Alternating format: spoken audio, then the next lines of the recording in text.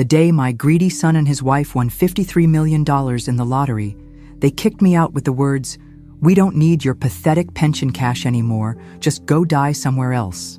They went pale when I laughed and said, "Sweetie, did you even read whose name is on that lottery ticket? If you're watching this, subscribe and let me know where you're watching from." Let me backtrack and tell you how we got to this delicious moment of justice. 3 weeks ago, on a gray December morning in Cedar Falls, Iowa, I was doing what I'd done every Friday for 32 years, buying my weekly lottery ticket at Murphy's Corner store. Same numbers I'd played since 1992, same ritual, same hopeful little prayer to whoever might be listening upstairs. My name is Dorothy Williams, but everyone calls me Dot. I'm 67, widowed 2 years now, and living in what my daughter-in-law Ashley likes to call our guest room, though guests usually aren't expected to hand over their entire Social Security check as rent.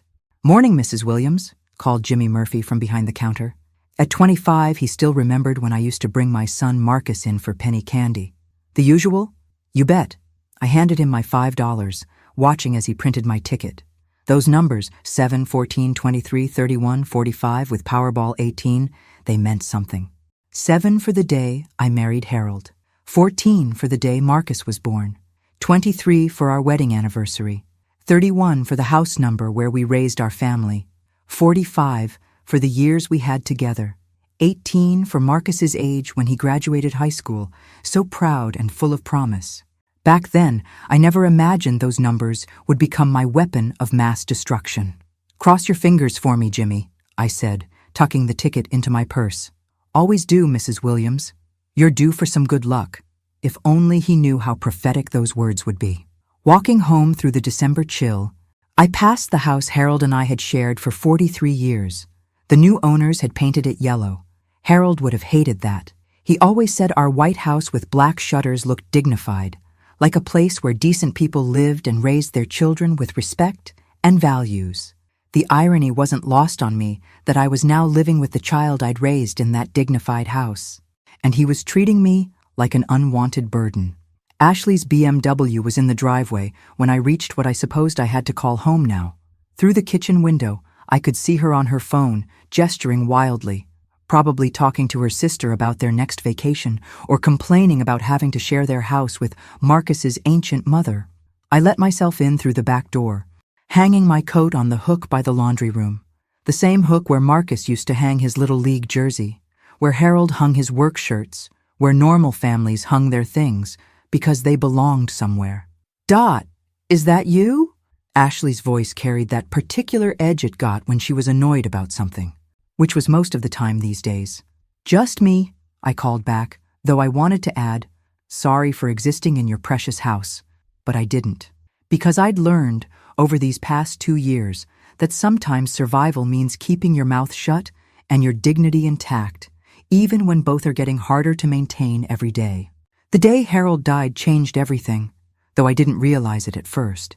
Grief has a way of blinding you to the vultures circling overhead, especially when one of them is your own son. Harold's funeral was on a Tuesday in December 2022. The whole thing felt surreal. 45 years of marriage reduced to a 90-minute service and a luncheon with store-bought sandwiches. Marcus gave a lovely eulogy about his father being a good provider and family man. Ashley wore black and dabbed her eyes at appropriate moments, though I'd never seen her cry actual tears over anything that didn't involve her credit card being declined. "Mom, you can't stay in that big house alone," Marcus said as we drove home from the cemetery. "It's not practical." I was staring out the window at the frozen farmland, thinking about how Harold and I used to drive this same route when we were courting. He'd hold my hand and talk about the house we'd buy, the children we'd raise, the life we'd build together. Practical had never been part of those conversations. "I've been managing just fine for 65 years, I replied. "I think I can handle a few more." "But the upkeep, the lawn care, the snow removal," Ashley chimed in from the front seat. "At your age, Dot, those things become dangerous. What if you fall? What if something happens and no one finds you for days?" The concern in her voice sounded genuine. I almost believed it myself. "Besides," Marcus added, "we have plenty of room. The guest bedroom hardly gets used, and you could help with the grandkids when they visit." Help with the grandkids. That should have been my first clue. Marcus and Ashley's house was a sprawling colonial in the newer part of town, complete with a 3-car garage and a kitchen island bigger than my first apartment. They'd bought it 5 years earlier, stretching their budget to what Ashley called the absolute limit, and what I privately thought was beyond their means. But what did I know? I was just a widow with a paid-off house and 45 years of savings Harold had carefully tucked away. The guest room was nice enough. Pale yellow walls, white furniture, a view of their perfectly manicured backyard. "It'll be like a comfortable hotel," Ashley said, plumping the pillows on the queen-sized bed. "Your own space, but with family nearby." The first month was actually pleasant. I cooked dinner most nights, did the housework without being asked, and kept to myself in my room when Marcus and Ashley needed privacy. They seemed grateful for the help, though I noticed they never offered to pay for groceries or utilities, despite my Social Security check going toward what Ashley euphemistically called household expenses. By the second month, the requests started coming. "Dot, could you watch Emma and Jake this weekend? Ashley and I need some couple time." "Dot, could you pick up our dry cleaning? You're already going to the store." "Dot, could you handle the cable guy? We're both at work and someone needs to be here." Slowly, efficiently, I was being transformed from house guest to unpaid domestic staff. But I told myself it was temporary, just until I figured out my next move, just until the grief wasn't so raw, just until I felt strong enough to live alone again. I should have listened to Harold's voice in my head, the one that always said, "Dorothy, when someone shows you who they are the first time, believe them." By summer, the mask had started slipping. Ashley's requests became demands, and Marcus developed a talent for being conveniently absent when conflicts arose. "Dot, we need to talk about the financial arrangement," Ashley announced one morning over coffee. She'd laid out papers on the kitchen table like she was conducting a business meeting, which I suppose she was. "What kind of arrangement?" I asked, though my stomach was already sinking. "Living expenses, your share of utilities, food, household maintenance. It's only fair that you contribute proportionally to what you use." The word proportionally should have been my second clue. Ashley had majored in business administration and loved to use corporate terminology to make personal conversations sound official and unavoidable. She slid a paper across the table, an itemized list of monthly expenses, with my share highlighted in yellow. $800 for rent of the guest room, $200 for utilities, $300 for food and household supplies, $1,300 total, which happened to be exactly $50 less than my monthly Social Security check. "This seems high," I said carefully. "I'm only one person, and I'm gone several hours each day at the senior center." "But you're using the kitchen, the bathroom, the laundry facilities," Ashley countered. "And when Emma and Jake visit, you're here for the whole weekend, which increases our costs significantly." Emma and Jake were Marcus's children from his first marriage. They visited every other weekend, and I loved having them around. They were 8 and 10, full of energy and questions, and the kind of innocent joy that made me remember why being a grandmother was supposed to be one of life's great rewards. Of course, Ashley had a different perspective on their visits. "It's exhausting having children in the house every other weekend," she told her sister on the phone one day, not realizing I could hear from the laundry room. "And now with Dot here too, it's like I'm running a boarding house." I signed the financial agreement because what choice did I have? Finding an apartment at my age, with only $50 a month left over for personal expenses, wasn't realistic. And Marcus seemed genuinely concerned about my welfare, even if his wife viewed me as a profit center. "This is just temporary, Mom," he assured me when I expressed doubt about the arrangement, "until we figure out a long-term plan that works for everyone." The long-term plan, as it turned out, involved me becoming increasingly invisible and increasingly useful. By fall, I was doing all the shopping, most of the cooking, and all of the cleanup. When Emma and Jake visited, I was their primary caretaker, while Marcus and Ashley went out for romantic dinners or weekend getaways. When they entertained Ashley's friends, I was expected to serve drinks and appetizers, then disappear upstairs so the adults could have their sophisticated conversations. The breaking point came in November during one of Ashley's dinner parties. I'd spent the afternoon preparing appetizers and cleaning the house, then served drinks to her guests with a smile plastered on my face. As I was collecting empty glasses from the living room, I overheard Ashley talking to her friend Jennifer.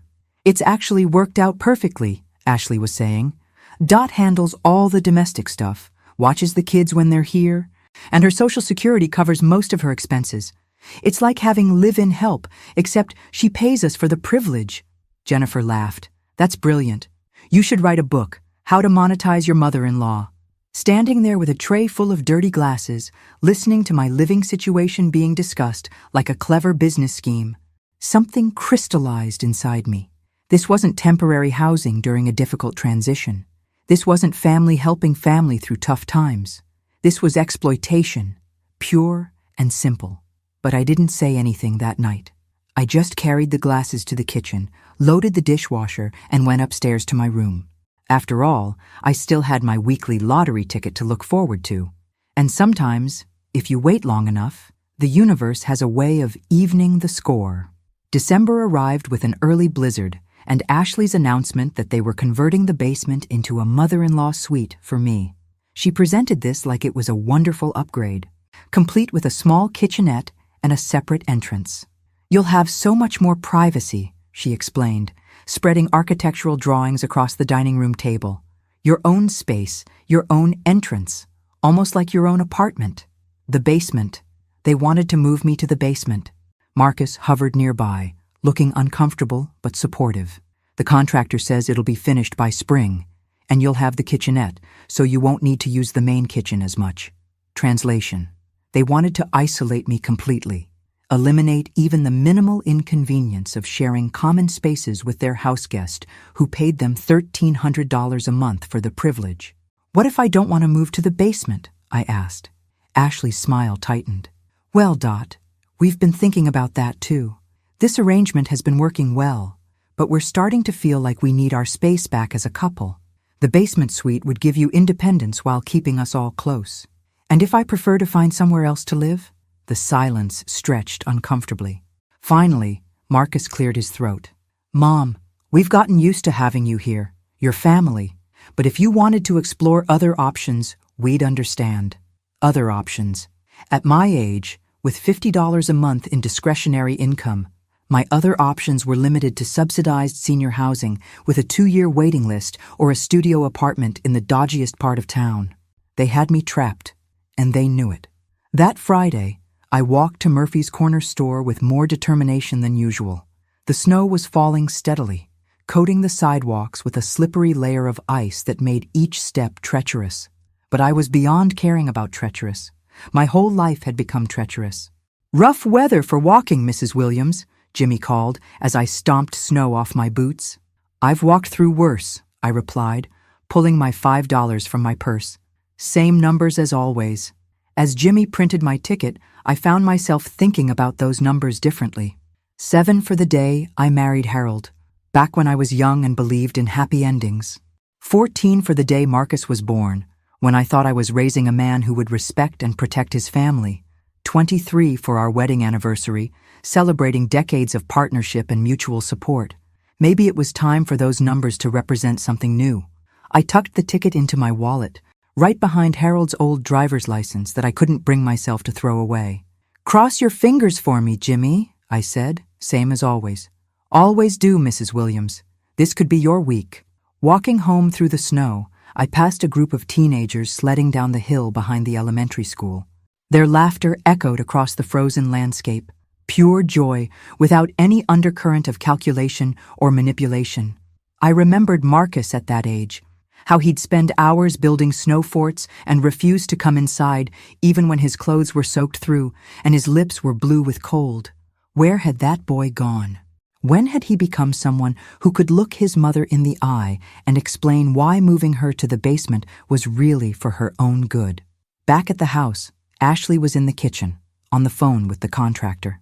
"Yes, we need the cheapest options for everything," she was saying. "It doesn't need to be fancy. It's just for one elderly person. Just for one elderly person. That's what I'd become in my son's house. Not Dorothy Williams, who'd raised 2 children and buried 1 husband and survived 67 years of joys and sorrows and everything in between. Just one elderly person, to be managed as efficiently and inexpensively as possible. I went upstairs to my room, while I still had an upstairs room, and sat by the window, watching the snow fall. In my purse, my lottery ticket waited patiently, carrying those familiar numbers that had never let me down, even when everyone else had.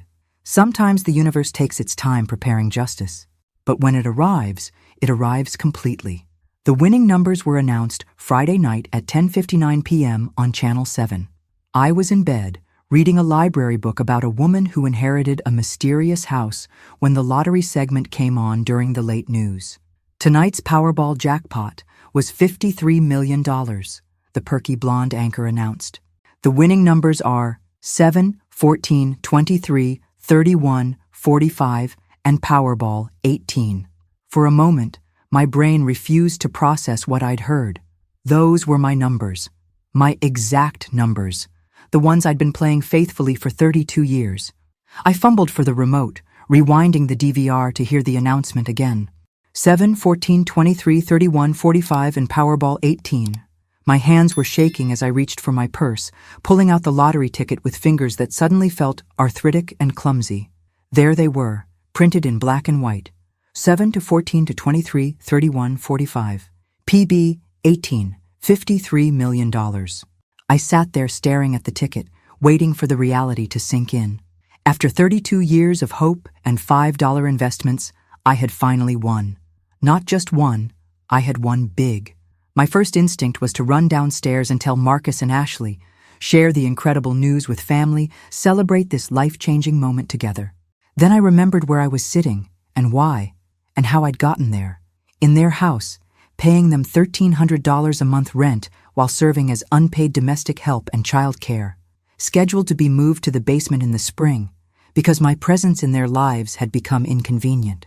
Maybe I should keep this information to myself for a little while, just until I figured out what winning $53 million meant for my future. I slipped the ticket back into my wallet and turned off the TV. Sleep was impossible, but I lay in the dark for hours thinking. By dawn, I had the beginnings of a plan. Saturday morning arrived with typical chaos. Emma and Jake were visiting for the weekend, which meant Ashley would disappear to get her nails done while I supervised breakfast, entertainment, and general child management. "Morning, Dot," Ashley said, already dressed in her workout clothes. "I'm heading to yoga." Then the salon. "Can you handle the kids?" "Of course," I replied, same as always. Marcus was in his office, catching up on work emails before his golf game. The children were in the living room, still in their pajamas, arguing about what to watch on TV. It was during this perfectly ordinary Saturday morning chaos that Ashley decided to tidy up the kitchen, which included emptying my purse to look for the grocery store coupons I'd clipped earlier in the week. "Dot, where did you put those cereal coupons?" she called, rifling through my belongings.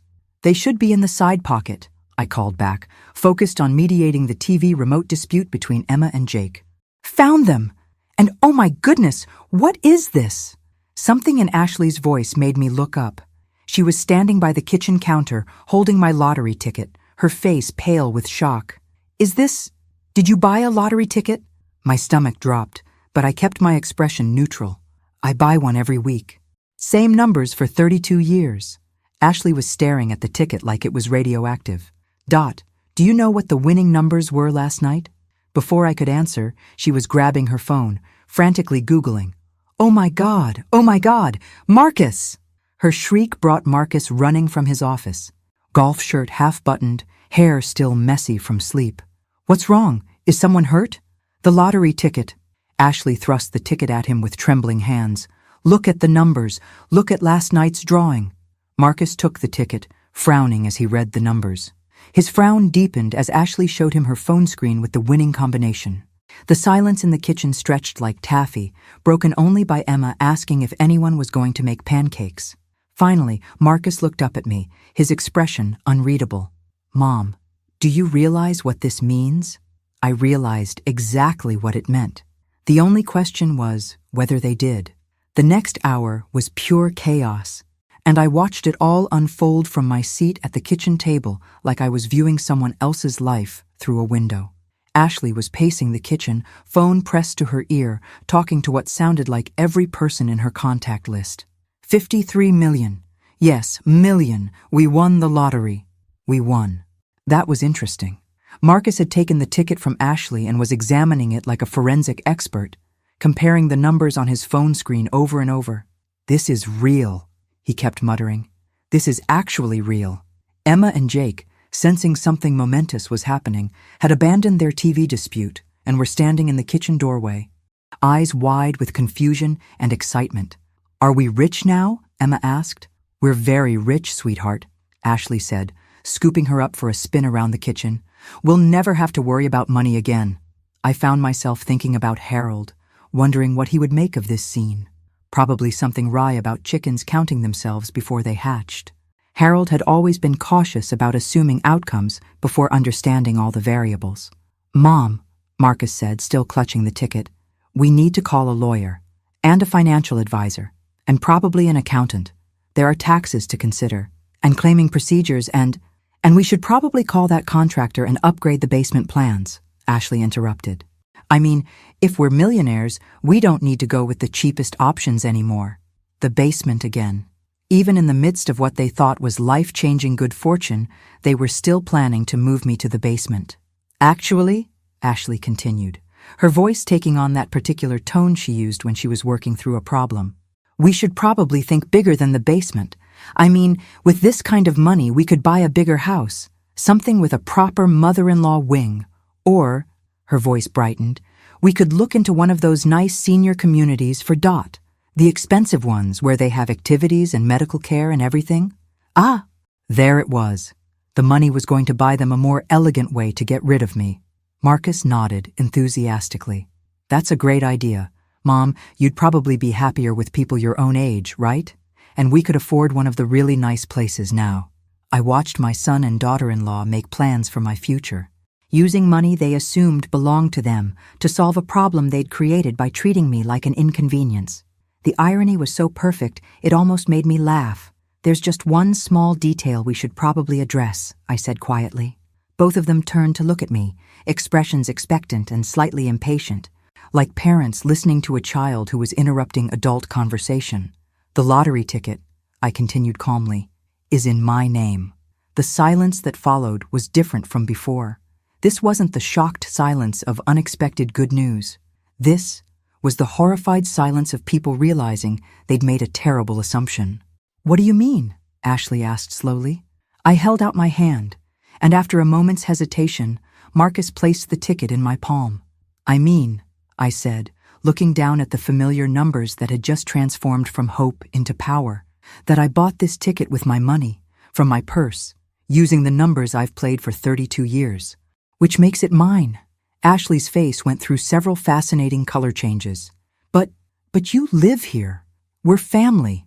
That money, it changes everything for all of us." "No," I said, standing up from the kitchen table with more dignity than I'd felt in 2 years. "It changes everything for me." The look of dawning realization on their faces was something I knew I'd treasure for years to come. The moment they understood that their unpaid housekeeper, their soon-to-be basement dweller, their convenient source of monthly rent money, had just become independently wealthy, and they were about to find out that $53 million could buy a lot more than a nice house. It could buy freedom. It could buy justice. And it could buy the most satisfying revenge a mother had ever served to ungrateful children. The kitchen fell so quiet I could hear the refrigerator humming and Emma whispering to Jake in the living room. Marcus and Ashley stood frozen, like someone had just announced that gravity was optional. "Mom," Marcus said carefully, "let's not get ahead of ourselves here. Yes, technically the ticket is in your name, but we're family. We share things. We support each other." I almost laughed out loud. Support each other? Like when they supported me by charging me $1,300 a month to live in their guest room. Or when they supported me by planning to move me to the basement. "You're absolutely right," I said sweetly. "We do support each other, which is why I've been supporting you with my Social Security check every month while doing all your housework and childcare for free." Ashley's business brain was working overtime. I could see it in her eyes. She was calculating, strategizing, looking for an angle. "Dot, honey," she said, using the voice she reserved for her most important clients. "I think there's been a misunderstanding about our living arrangement. The monthly contribution you make, that's not rent. That's just your share of household expenses. We've never thought of you as a tenant." Is that so? I tucked the lottery ticket back into my wallet with deliberate care. Then I suppose you won't mind if I stop contributing to household expenses immediately, since I'm family, not a tenant. Marcus stepped forward, hands raised like he was dealing with a potentially dangerous animal. Mom, let's all take a breath here. This is huge news, life-changing news. We need to think through the implications carefully. Oh, I've been thinking, I said, for about 8 hours now, since I saw those numbers last night, and I've come to some interesting conclusions. Ashley's fake smile was starting to crack around the edges. What kind of conclusions? Well, for starters, I concluded that $53 million is enough money to live very comfortably for the rest of my life without depending on anyone else for housing. The temperature in the room seemed to drop 10 degrees. You're not serious, Ashley whispered. You wouldn't just leave, not after everything we've done for you. Everything they'd done for me. Like taking my money every month while treating me like hired help. Like planning to move me to the basement because my presence in their lives had become inconvenient. Like discussing my living situation at dinner parties as if I were a clever business investment. I'm very serious, I said. In fact, I'm planning to call the lottery office first thing Monday morning to claim my prize, and then I'm going to start looking for a place of my own. Marcus was starting to panic. I could see it in the way he kept running his hands through his hair. Mom, you can't make decisions like this when you're emotional. This is too big, too complicated. You need help managing this kind of money. From who? You? Yes, from us. We're your family. I looked at my son, really looked at him, and saw a stranger. When had Marcus become someone who thought I was too incompetent to manage my own affairs? When had he decided that being my child gave him rights to my choices? Marcus, I said quietly, when your father was dying, do you know what he made me promise? Both of them went very still. He made me promise that I wouldn't let anyone take advantage of my kindness. He said people would try, especially family, because they'd assume I was too polite or too weak to stand up for myself. The silence stretched until Ashley finally cleared her throat. I think you're overreacting to what was basically a miscommunication. Am I? I reached into my purse and pulled out a small notebook. Let me share some numbers with you. Over the past year, I've paid you $15,600 in household expenses. I've provided approximately 1,200 hours of unpaid childcare. I've done roughly 800 loads of laundry, cooked about 300 meals, and cleaned this house from top to bottom every week. Ashley's face was getting redder with each number. In return, you've given me a guest room that you're planning to relocate to the basement, and the privilege of listening to you discuss my living arrangements as entertainment for your dinner parties. That's not fair, Marcus protested. We've provided you with a home. You've provided me with room and board in exchange for payment and labor that exceeds what you've provided by about $20,000. That's not generosity, son. That's exploitation. The word hung in the air like smoke.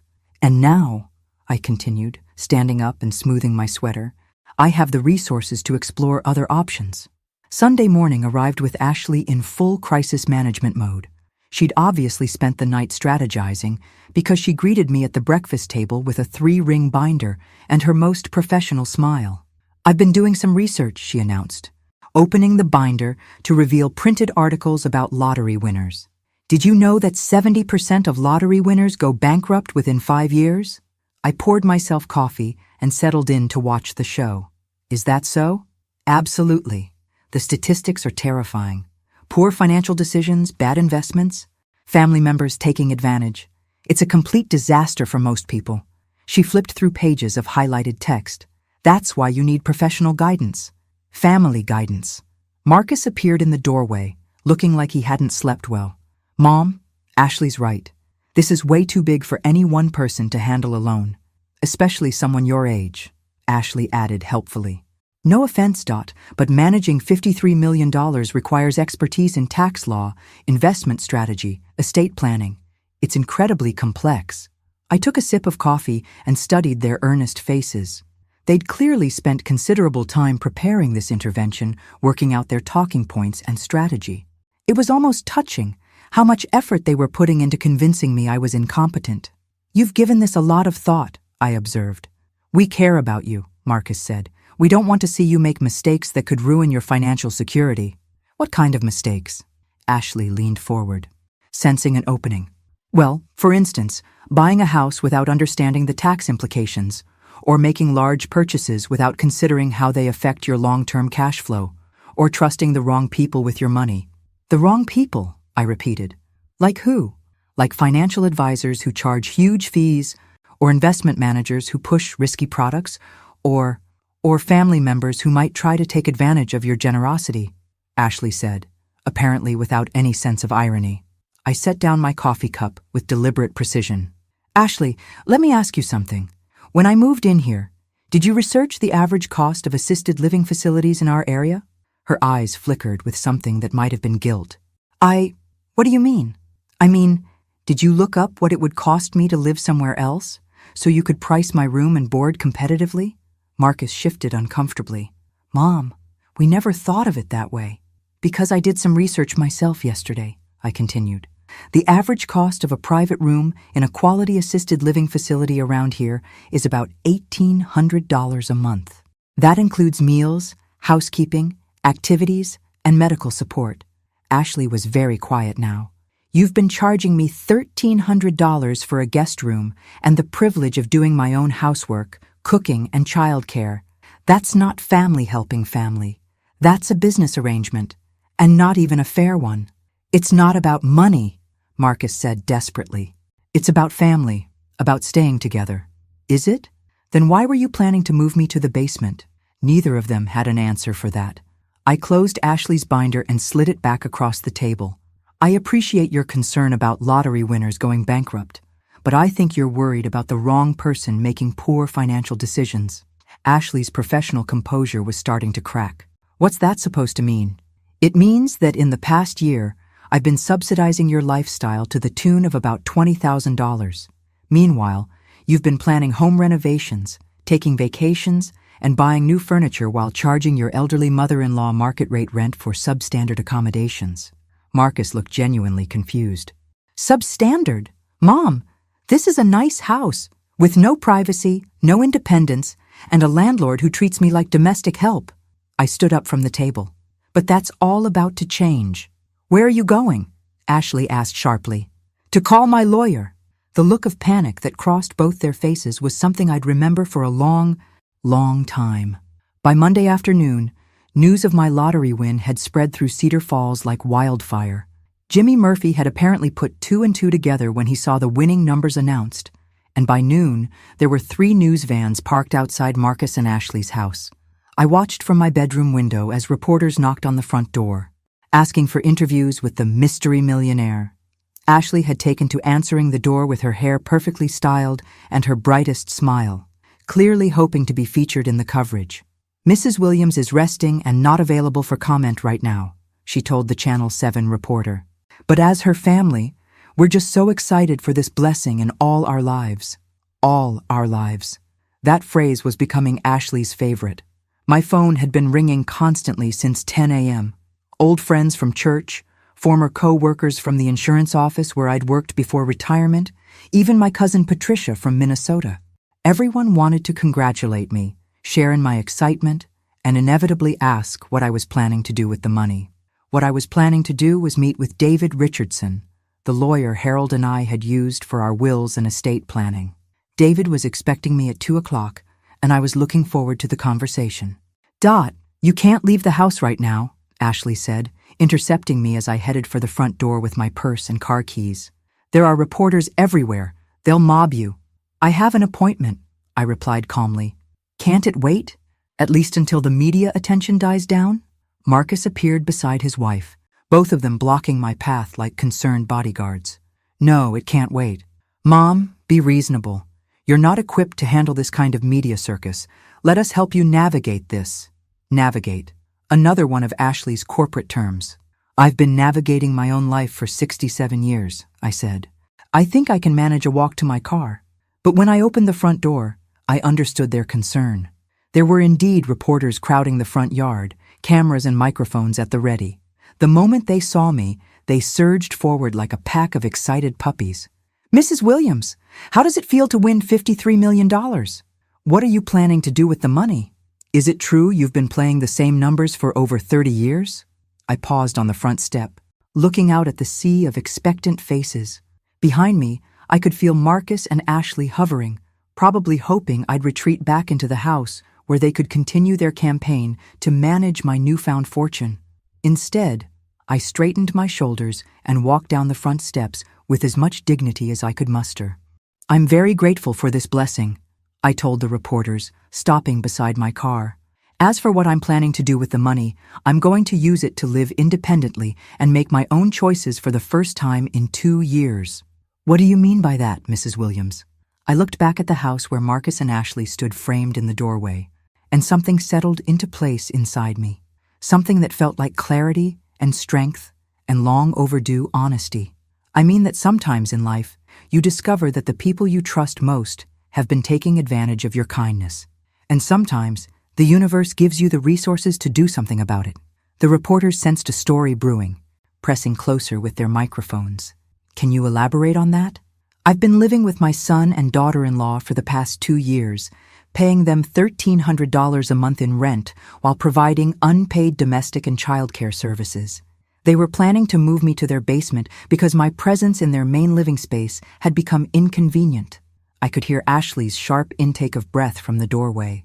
"But now that I have the means to live independently, I'll be finding my own place, somewhere I can be a guest when I visit my son, rather than a paying tenant in his home."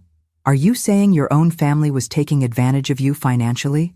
I looked directly into the nearest camera, thinking about all the other elderly people who might be watching, people who might be in similar situations with their own families.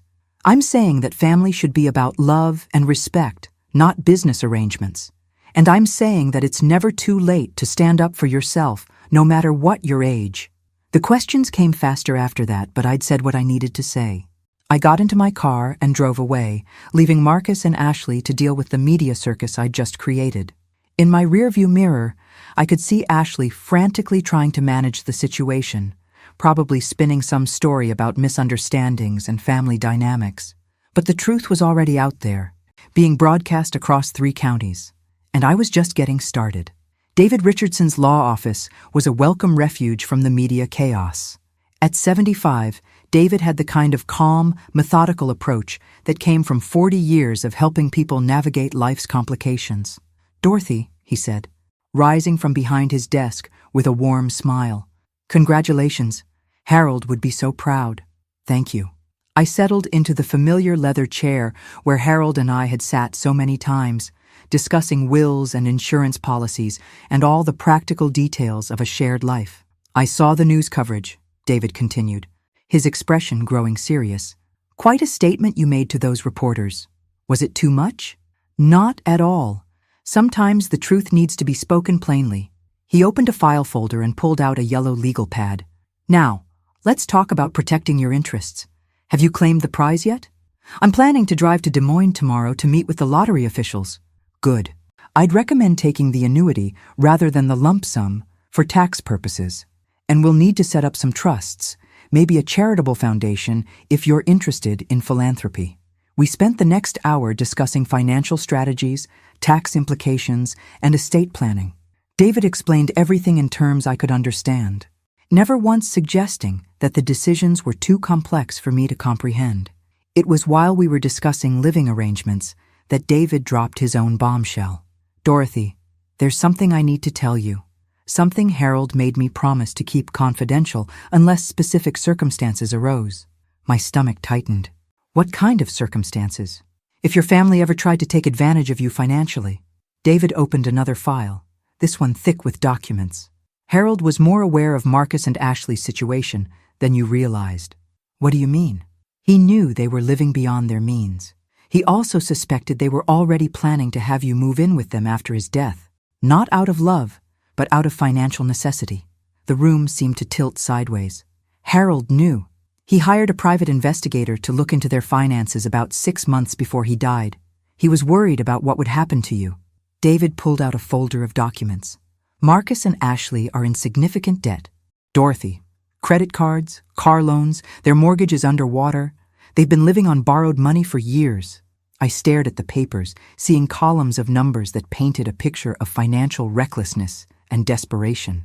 Harold wanted you to have this information if you ever needed it to protect yourself, David continued. He also wanted you to know about the insurance policy. What insurance policy? David smiled sadly. The one he took out specifically to ensure you'd have resources if Marcus and Ashley became a problem. $500,000, paid directly to a trust account in your name. It's been sitting there earning interest for 2 years, waiting for you to need it. $500,000. Harold had been protecting me from beyond the grave. He knew, I whispered. He knew this would happen. He loved you enough to prepare for it. David closed the file gently. The question now is what you want to do with this information.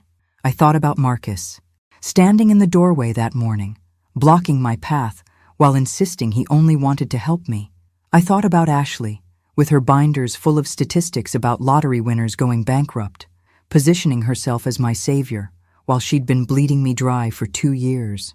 I thought about Harold, who'd spent his final months not just fighting cancer, but fighting to protect me from our own son.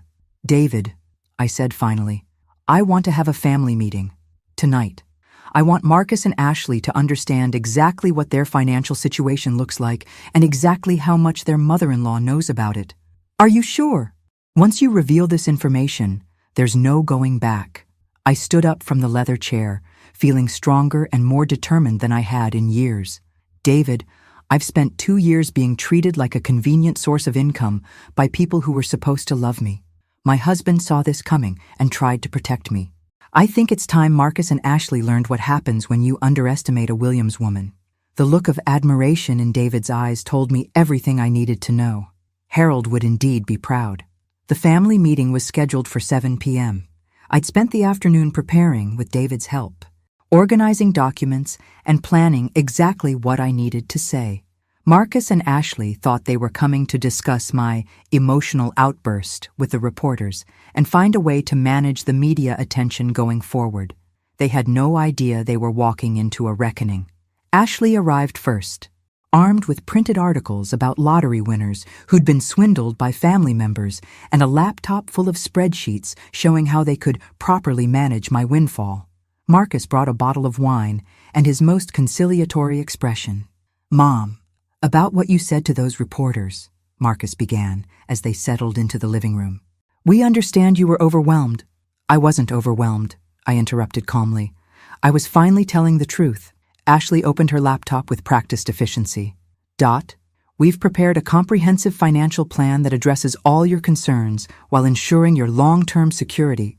Before we discuss my financial security, I said, reaching for the folder David had given me, I think we should discuss yours. I placed the first document on the coffee table between us. Marcus glanced down at it, and the color drained from his face. What is this? Ashley asked, though her voice suggested she already knew. It's a complete financial profile of your household, compiled by a private investigator your father hired before he died. I watched both of them go very, very still. He was worried about what would happen to me after his death, so he did some research into your circumstances. Marcus was staring at the papers like they might catch fire. Dad hired an investigator? To spy on us? To protect me, which, as it turns out, was necessary. I pulled out another document. You owe $47,000 in credit card debt across 6 different cards. Your mortgage is underwater by $32,000. You have 2 car loans totaling $18,000. And Ashley, your business has been operating at a loss for 8 months. Ashley's professional composure cracked completely. How dare you invade our privacy? The same way you invaded mine when you decided I was too incompetent to manage a lottery ticket I bought with my own money? I kept my voice level, almost conversational. For 2 years you've been using my Social Security payments to service your debt while positioning me as a grateful dependent who should be thankful for your generosity. Marcus found his voice. Mom, everyone has financial challenges. Not everyone charges their widowed mother $1,300 a month to live as unpaid domestic help while planning to move her to the basement. I placed another document on the table. This is a breakdown of what my living situation has actually cost me versus what it would cost to live independently. You've been overcharging me by about $600 a month while extracting approximately $1,500 worth of unpaid labor. The silence that followed was profound.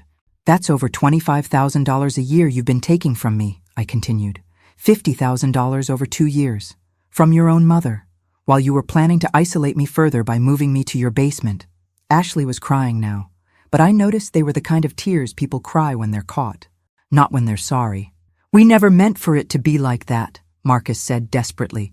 We needed help, and you were family, and you thought I was too old and too grateful to figure out what you were doing. I stood up, feeling lighter than I had in months. But your father knew. He saw through both of you, and he made sure I'd have the resources to protect myself when I finally realized what was happening. I placed the final document on the table. This is notification of a trust fund Harold established for me 2 years ago. $500,000, earning interest, waiting for me to need it. He also left instructions with David Richardson to monitor your financial situation and intervene if necessary. Marcus was shaking his head like he could make the truth disappear. I don't understand. Dad never said anything, because he hoped he was wrong about you. He hoped that when the time came, you'd treat me with the love and respect he'd taught you to show family. I picked up my purse and headed for the door. Instead, you treated me like a business opportunity. Where are you going? Ashley called after me. To start my new life. I've put a deposit on a beautiful apartment at Meadowbrook Senior Community. 2 bedrooms, full kitchen, my own car space, and a monthly fee that's less than what I was paying to be your tenant. I paused at the front door, looking back at the 2 people who'd taken advantage of my grief and loneliness for their own financial gain. Oh, and one more thing. Since you'll no longer have my income to help with your expenses, you might want to start planning how you'll manage that $47,000 in credit card debt. I hear financial stress can be very challenging for families. As I walked out to my car, I could hear Ashley crying and Marcus trying to calm her down. But their crisis was no longer my problem. I had $53 million, a dead husband who'd loved me enough to protect me from beyond the grave, and the rest of my life to live on my own terms. Harold always said that justice delayed wasn't justice denied, just justice with better timing. Turned out he was right about that too. Thanks for listening. Don't forget to subscribe and feel free to share your story in the comments. Your voice matters.